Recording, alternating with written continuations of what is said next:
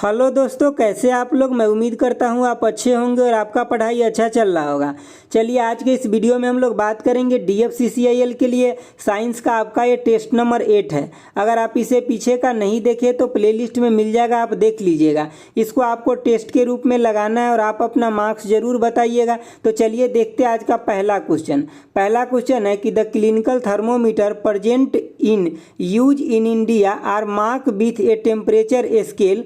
Does this scale correspond to which of the following. मतलब जो scale use किया जाता है इंडिया में उसके ऊपर कौन कौन सा मार्क होता है मेजर करने के लिए टेम्परेचर। तो उसमें आपका ऑप्शन ए भी हो जाएगा और बी भी हो जाएगा कि आप डिग्री सेल्सियस में भी मेजर कर सकते हैं और फ़ारेनहाइट में भी मेजर कर सकते हैं। तो आपका ऑप्शन यहाँ पे सी जो है वो सही हो जाएगा। यहाँ से आपको एक दो चीज़ें याद रखना है कि जो डिवाइस है जो टेम्परेचर मेजर करने के लिए यूज किया जाता है वो आपका जीरोथ लॉ ऑफ थर्मोडाइनेमिक पे काम करता है। ये चीज़ें आपको याद रखना है। दूसरी बात क्या कि जो ह्यूमन बॉडी का टेम्परेचर होता है कितना होता है, तो 98.6 होता है। ये आपका फ़ारेनहाइट में होता है। अगर यही चीज़ को डिग्री सेल्सियस में कन्वर्ट कीजिएगा तो 37 डिग्री सेल्सियस हो जाएगा। इसके लिए एक छोटा सा फार्मूला होता है, इसको भी आप याद रख लीजिए। देखिए यहाँ पेन मेरा नहीं चलता है, मैं ऊपर में लिख देता हूँ। यहाँ पे आप देखिए यहाँ पे हो जाएगा जैसे कि आपका C/5 हो जाएगा। F माइनस में कितना 32/9 हो जाएगा। और यहाँ पे क्या तो K माइनस में 273 कितना हो जाएगा तो 5 हो जाएगा। यहाँ से आपको कुछ भी निकालने के लिए बोलेगा तो एक डाटा देगा, दूसरा आपको निकालने के लिए बोल सकता है। C आपका डिग्री सेल्सियस में, F फ़ारेनहाइट में और K जो है आपका किस में तो केल्विन में है। चलिए देखते हैं अगला क्वेश्चन क्या है।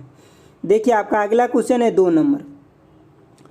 नंबर क्वेश्चन कह रहा है। एक सेकेंड वेट कीजिए, थोड़ा इसको डिलीट कर ले रहे। देखिए 2 नंबर क्वेश्चन आपका कह रहा है विच of the following is a bleaching agent. तो इसमें से ब्लीचिंग एजेंट कौन है ये आपको बताना है। तो देखिए इसमें से ब्लीचिंग एजेंट जो है आपका ऑप्शन बी हो जाएगा, यानी कि हाइड्रोजन पेरोक्साइड जो है ये ब्लीचिंग एजेंट है। तो इसको आप डायरेक्ट आपको याद रखना है। देखिए होता क्या है यहाँ पे केमिकल कंपाउंड टूटता है रिएक्शन के प्रेजेंट में। चलिए अगला क्वेश्चन देखते हैं। देखिए आपका 3 नंबर क्वेश्चन है कि what is the constant pressure process is known as. The constant pressure process जो होता है उसको हम किस नाम से जानते हैं आपको बताना है। तो देखिए आइसोबारिक के नाम से जानते हैं कांस्टेंट प्रेशर को। अगर ये आइसोकोरिक हो जाएगा इसका मतलब क्या है तो कांस्टेंट वॉल्यूम है, यहाँ पे वॉल्यूम कांस्टेंट हो जाएगा। चलिए अगला क्वेश्चन देखते हैं।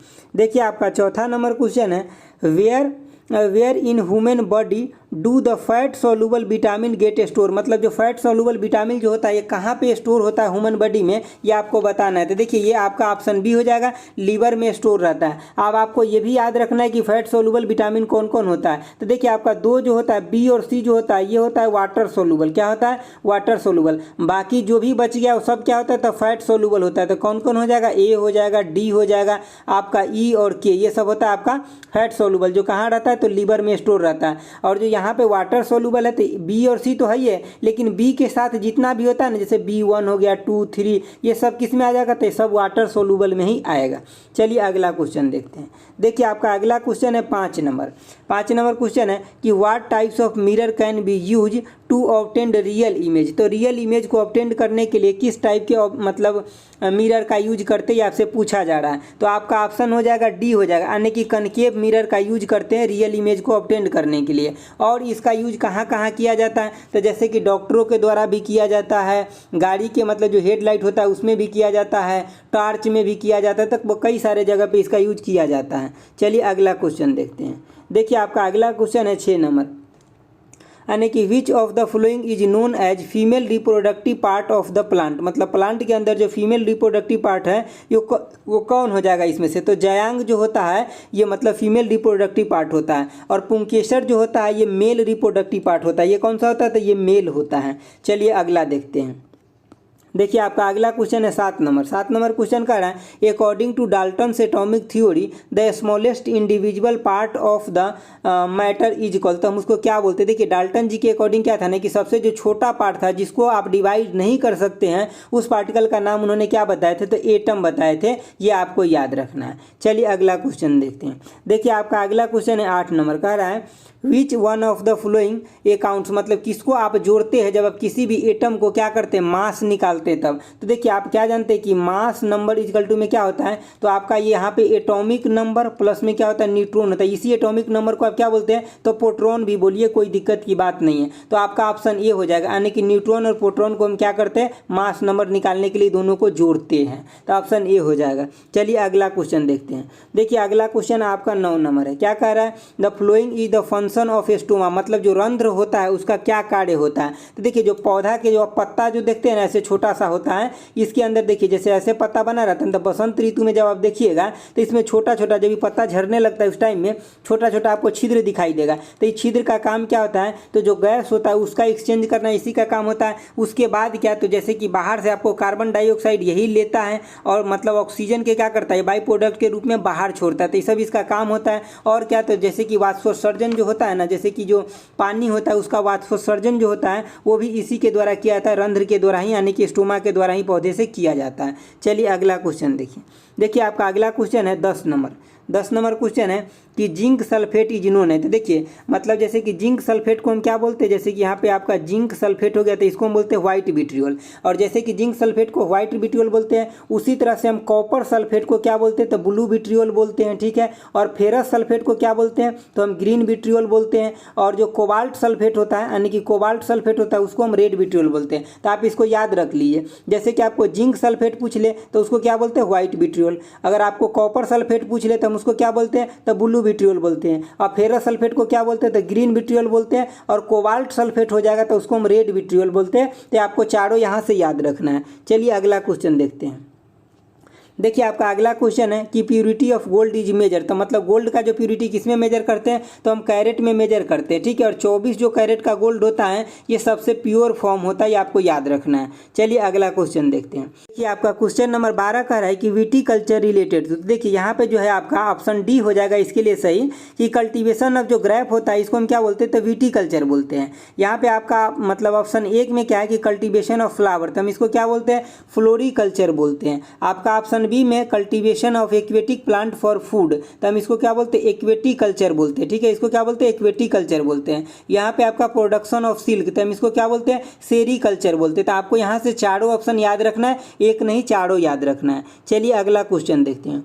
देखिए आपका 13 नंबर क्वेश्चन क्या कह रहा है कि in a chemical reaction between sulphuric acid and barium chloride solution white precipitate formed are. तो मतलब क्या फॉर्म होगा आपसे पूछा जा रहा है। तो देखिए सबसे पहले बात आप यहाँ पे रिएक्शन करा लीजिए, सल्फ्यूरिक एसिड यानी कि H2SO4 हो जाएगा, प्लस में क्या हो जाएगा, तो बैरियम क्लोराइड यानी कि BaCl2 हो जाएगा। जब ये दोनों रिएक्शन करेगा तो आपको बनेगा यहाँ पे BaSO4 और प्लस में कितना, तो 2HCl बनेगा। ये इधर मेरा पेन नहीं चला, मैं नीचे लिख रहा हूँ HCl। तो देखिए इसमें क्या बना आपको, तो बैरियम सल्फेट बना, तो आपका ऑप्शन बी बन जाएगा। चलिए अगला क्वेश्चन देखते हैं। देखिए आपका अगला क्वेश्चन है 14 नंबर। 14 नंबर क्वेश्चन क्या कर रहा है, विच of the following is the unit of the active of A radio active source. तो देखिए रेडियो एक्टिव सोर्स का यूनिट क्या होता है, तो ऑप्शन बी हो जाएगा, यानी कि बेकुरल जो होता है ये रेडियो एक्टिव सोर्स का यूनिट होता है। चलिए अगला क्वेश्चन देखते हैं। देखिए आपका अगला क्वेश्चन है 15 नंबर। 15 नंबर क्वेश्चन का रहा है कि work is done dash dash when only centrifugal force is acting on object. तो देखिए मान लिया जाए कि ये कोई भी ऑब्जेक्ट है जिसके ऊपर, मान लिया कि यहाँ कोई ऑब्जेक्ट है, तो सेंट्रीफ्यूगल फोर्स तो आपको ये चीज़ें तो पता है कि किधर लगता है, टुवर्ड्स द सेंटर लगता है, मतलब फोर्स इधर की तरफ लग रहा है।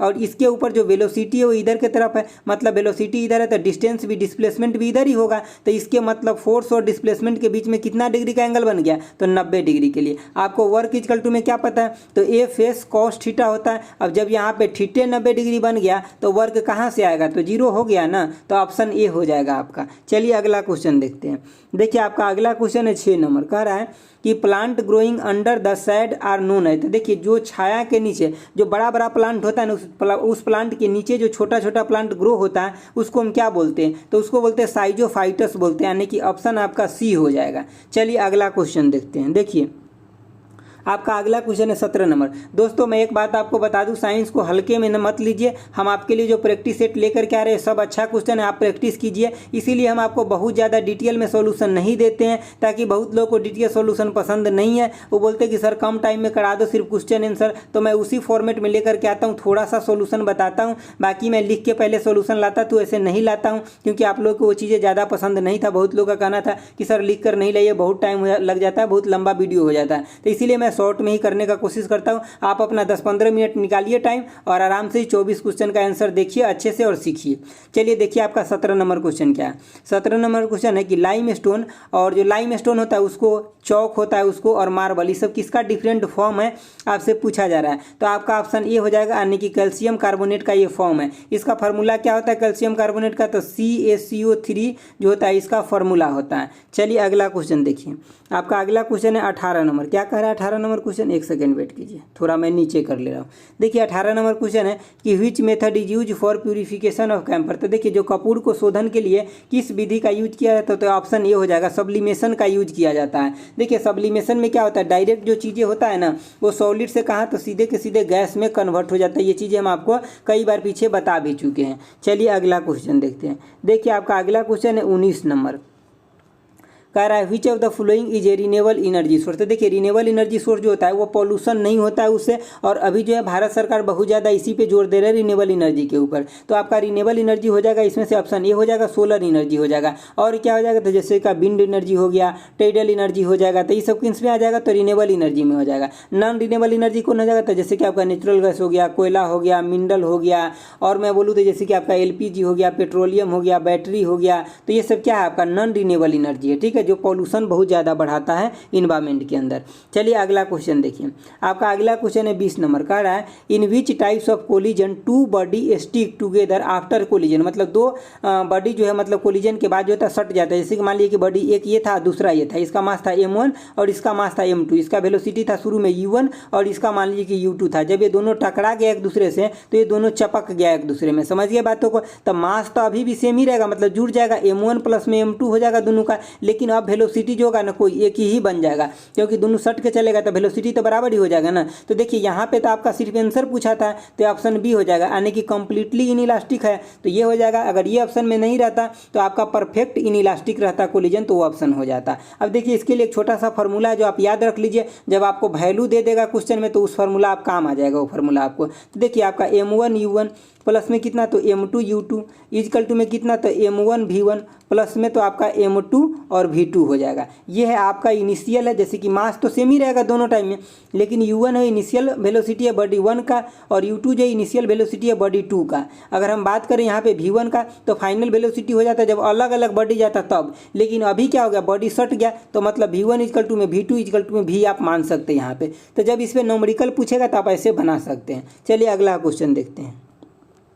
देखिए आपका अगला क्वेश्चन है 21 नंबर क्वेश्चन है। क्या कर रहा है कि which of the following statement about the modern periodic table is correct. मतलब मॉडर्न पीरियडिक टेबल के बारे में कौन सा स्टेटमेंट इसमें से करेक्ट है ये आपको बताना है। तो आपका ऑप्शन ए हो जाएगा, मतलब ये करेक्ट है। क्या कह रहा है कि इट हैज ए मतलब 18 मतलब 18 वर्टिकल कॉलम है जिसको आप क्या बोलते हैं, ग्रुप बोलते हैं। ये बात बिल्कुल सही है, 18 को ऐसे वर्टिकल कॉलम है जिसको आप क्या बोलते हैं, 18 को जो इसको आप ग्रुप बोलते हैं। लेकिन ऐसे आपको 7 को पीरियड भी मिलेगा देखने के लिए, इसको क्या बोलते हैं, मतलब 7 को जो आपको रो मिलेगा इसको हम क्या बोलते हैं, तो पीरियड बोलते हैं। ये चीज़ें आपको याद रखना है। एक चीज़ और क्या याद रख लीजिए यहाँ से कि जैसे कि आपका जो ये मॉडर्न पीरियडिक टेबल किसके द्वारा दिया गया, तो हेनरी मोसले के द्वारा दिया गया है। ठीक है, ये आप याद रख लीजिए। उसके बाद क्या, तो मतलब कितना ब्लॉक होता है, तो एस ब्लॉक होता है, पी होता है, डी होता है और एफ होता है। ये सब आपका ब्लॉक होता है। अगर मैं एस ब्लॉक की बात करूँ तो इसमें कौन सा मेटल होता है, तो अल्कली मेटल होता है या फिर आपका अल्कली अर्थ मेटल होता है। डी ब्लॉक में क्या होता है, तो ट्रांजिशन मेटल होता है। ये भी आपसे पूछा था, ट्रांजिशन एलिमेंट होता है। तो मतलब ये भी आपको याद रखना है। ठीक है,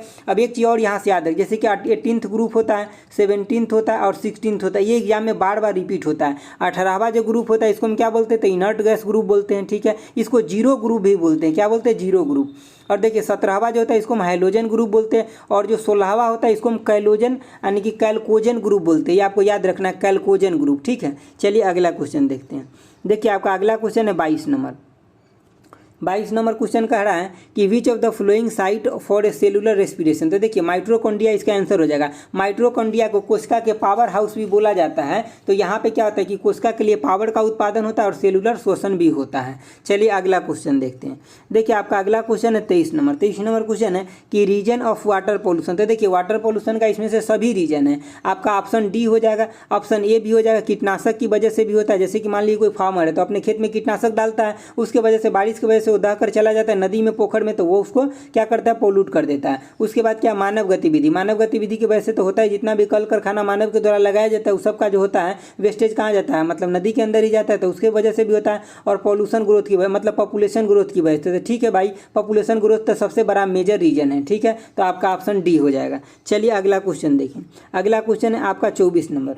24 नंबर क्वेश्चन है कि which glass content lead oxide and use in optical instrument. तो देखिए लीड ऑक्साइड मतलब किस में रहता है और ऑप्टिकल इंस्ट्रूमेंट में यूज होता है। तो देखिए जो आपका फ्लिंट ग्लास जो है ना, ये क्या चीज़ से बना होता है, तो ये कंटेंट रखता है आपका, मतलब लीड ऑक्साइड रखता है, यानी कि PbO रखता है, लीड ऑक्साइड रखता है। और ये इसका यूज किस लिए किया जाता है, तो मतलब ऑप्टिकल इंस्ट्रूमेंट बनाने, जैसे लेबोरेटरी में जो आप इंस्ट्रूमेंट देखते बना हुआ है वहाँ पे इसका यूज किया जाता है। तो आज के लिए यही 24 क्वेश्चन था दोस्तों। अगर आपको अच्छा लगा तो लाइक, शेयर और सब्सक्राइब जरूर कीजिए हमारे चैनल को। ठीक है, और आपको 1 से 2 दिन के अंदर ई बुक आपको मिल जाएगा। इतने अच्छा मैं ई बुक बनाया हूँ आपके लिए ना कि आपको देख करके दिल खुश हो जाएगा। समझ गए बातों को। तो चलिए आज के लिए इतना ही रखते हैं। Thanks for watching. Okay bye. जय हिंद दोस्तों।